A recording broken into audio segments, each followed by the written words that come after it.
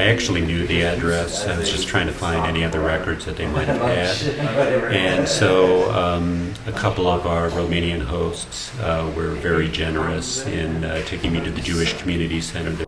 And this involved getting down on hands and knees, taking brushes, trying to clean the dirt off gravestones and trying to find a number, because that's all there seemed to be.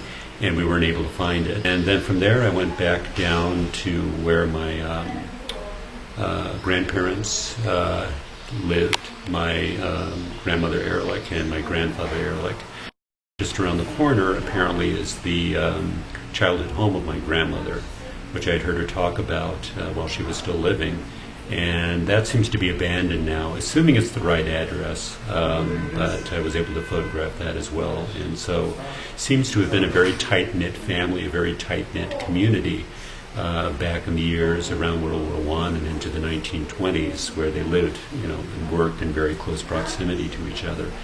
And now it's the place where my grandparents lived and had a millinery store where my Aunt Martha was born is now a bar, which is fine, called the King Bar because it's right next to where the king was born, of King Hungary.